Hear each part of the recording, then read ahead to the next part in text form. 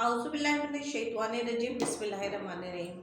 आपके सामने एक बार फिर हाजिर हूँ अब एक नई इंफॉर्मेशन के साथ, एक नई डेस्टिनेशन के साथ। डेस्टिनेशन तो खैर बहुत ही वर्ल्ड वाइड फेमस डेस्टिनेशन है। जिस तरह पिछले दिनों मेरे पास रोमानिया से रिलेटेड, बेलारूस से रिलेटेड एंड नॉर्थ साइप्रस से रिलेटेड अनकाउंटेबल क्वेश्चंस आ रहे थे, तो फिर मैं ये समझती हूँ कि वन बाय वन एक एक को सवालों के जवाब देने से बेहतर है कि मैं जो हूँ आपको सेशन करके जवाब दे दिया करूँ। तो इसी तरह अब इस बार जो है हवा चली हुई है कुछ हमारे लोगों की कनाडा के हवाले से। काफ़ी सवालात थे मेरे पास और काफ़ी इन्फॉर्मेशन लोग मांग रहे थे, क्योंकि आजकल मुझे तो कुछ इस तरह लगता है कि शायद प्याज और सब्जियां महंगी होंगी और कनाडा जाने का प्रोसीजर उससे ज़्यादा सस्ता है। बिल्कुल उसी तरह जैसे कि पिछले दिनों शेंजन का बोलबाला बहुत था। हमारी छोटी सी कोशिश होती है कि हम इसको रोकथाम करें, हम लोगों को ये अवेयरनेस दें कि क्या सही है क्या गलत है। I am deeply really appreciated your trust on me और from the depth of my heart I really appreciated your feelings, your trust on me and myself. But इस बातों का कतई ये मकसद नहीं होता कि आप मेरी वीडियो देखने के बाद मेरे पीछे निकल जाए कि नहीं जी मैडम ने कहा है तो हमने मैडम से ही काम कराना है। बट ये है कि अगर आप ये समझते हैं, if you feeling all is well, सब कुछ ठीक है, and then you will trust me once again, then you have to process your case from my side in my hand, ठीक है। But it is not compulsory. ये चीज़ मैं आपको फिर क्लियर कर रही हूँ कि मेरे आपको अवेयरनेस देने का कतई ये मकसद नहीं होता कि आप अपने एजेंट या अपने कंसल्टेंट को छोड़कर मुझसे काम कराएं। बट अगर आपको मेरी बात वर्थ लगती है तो मेरा दिया गया नंबर स्क्रीन पे भी मौजूद होता है, मेरे यूट्यूब के लोगो में भी मेरा नंबर लिखा हुआ है। वहाँ पे आप मुझे लिख के अपने सवालात पूछेंगे तो वो मेरे लिए जवाब देना ज़्यादा आसान हो जाता है, रादर देन दैट कि मैं जो हूँ वॉइस सुनूँ। वैसे तो फिर मैं बाद में आपके साथ कॉन्वर्सेशन में आ ही जाती हूँ। अच्छा जनाब, कहना ये है कि आज हम बात करेंगे कनाडा के हवाले से। कनाडा के हवाले से जो है वो मेरे पास काफ़ी कॉल्स भी रिसीव हुई हैं। जो जानने वाले हैं वो मुझे एग्जैक्टली कॉल कर लेते हैं, बाकी अननोन लोग जो है वो मुझे मैसेज कर लेते हैं। आजकल एक हवा चली हुई है कि हर शख्स ये बता रहा है कि कनाडा का इमिग्रेशन, कनाडा का विज़िट वीज़ा बहुत आसान है। तो to be very honest, Canada हमारे लिए कुछ इस तरह है जैसे कि काला पानी। जैसे कि मैं आपसे ये कह दूँगी जी फ्रांस की इमिग्रेशन ने वीज़ा देना शुरू कर दिया, तो ये एक खुला झूठ होगा, तज़ाद होगा। बिल्कुल इसी तरह अगर इस वक्त हम ये कहते हैं कि कनाडा ने इमिग्रेशन देना शुरू कर दिया है, तो ये इंतहाई गलत बात होगी। पहली चीज़ ये, आप अगर पेन पेंसिल लेकर बैठे हैं तो नोट कर लीजिए, नहीं तो रिकॉर्डेड वीडियो को बार बार इस पॉइंट पे ला के आप देखिए और इन पॉइंट्स को नोट कीजिए कि कनाडा के इमिग्रेशन में होता ये है कि जो अदर कंसल्टेंट होते हैं, बहुत माजरत के साथ किसी को मेरी बात टॉन्ट लगती है या किसी को मेरी बात ये लगती है कि मैं उसके बारे में गलत इंफॉर्मेशन दे रही हूँ, तो काइंडली आप सबसे मैं अपोलोजाइज करती हूँ, क्योंकि मेरा मकसद कतई ये नहीं है। बट मैं एक चीज़ आपको बता दूँ कि जब आपका केस जाता है प्रोसेस में, तो सबसे जो चीज़ मैटर करती है वो करती है आपका अपना ज़ाती प्रोफाइल।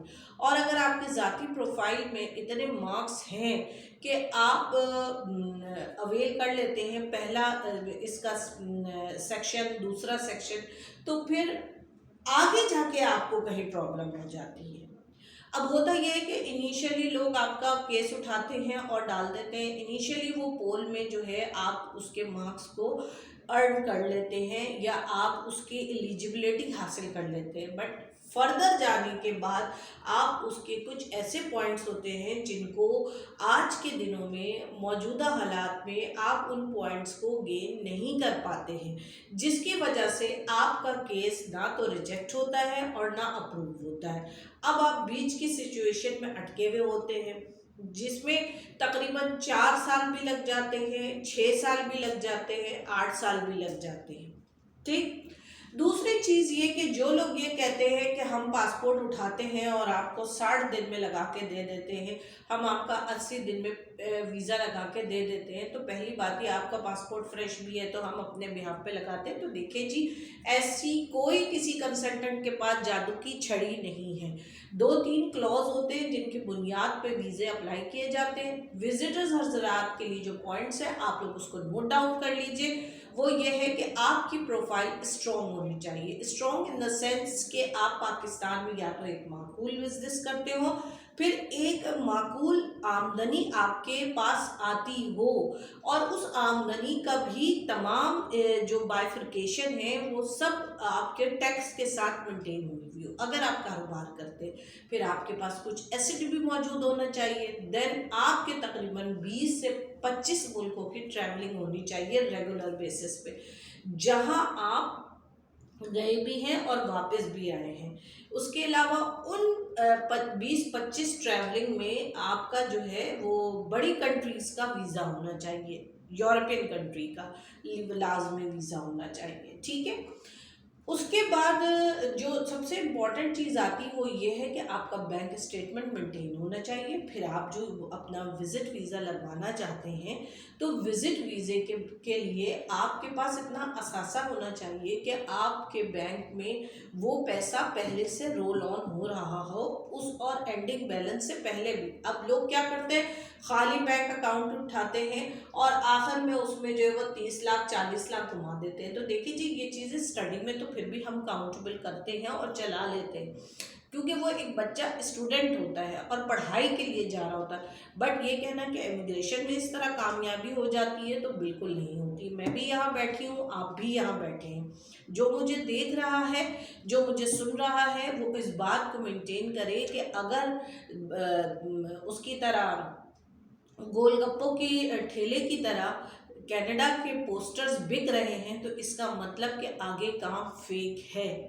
क्योंकि किसी इमिग्रेशन वाले के पास इतना फुर्सत नहीं होता कि वो आपको बार बार आपके कान पे, मार्केटिंग क्या है, बेसिकली मार्केटिंग है आपके कान पे बार बार ऐलान करना। तो कोई ऐलान क्यों करेगा अगर उसके पास इमिग्रेशन के केसेस ऑलरेडी मौजूद है? तो उसे ज़रूरत ही नहीं है कि वो और लोगों से कहे कि आओ मेरे पास कनाडा अप्लाई करवाओ। पहली बात तो ये, अगर कोई अचानक से दाखिल हुआ है या तो कोई मेरी तरह हो जो घर से ज़्यादा सोशल मीडिया पे रहता है।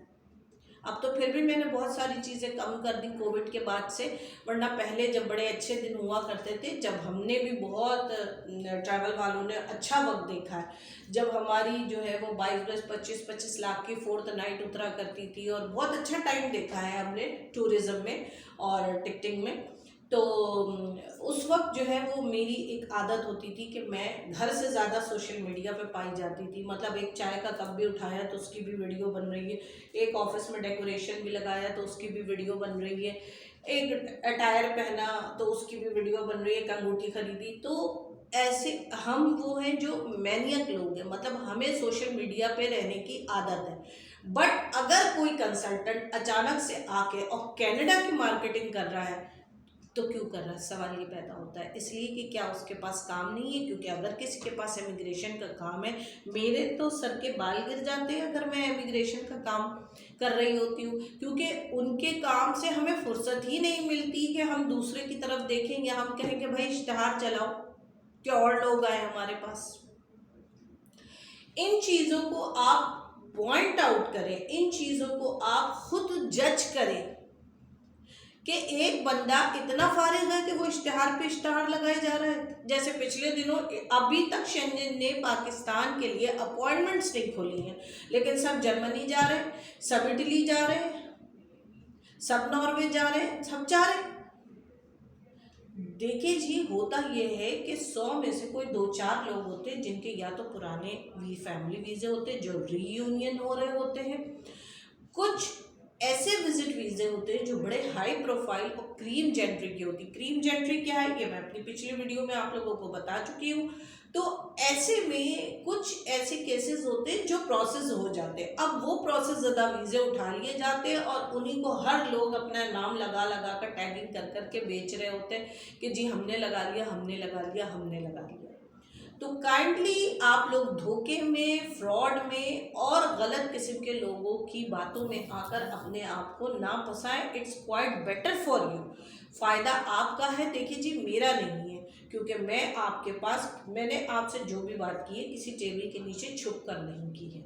मैंने आपके बात से बात की है अलग यूट्यूब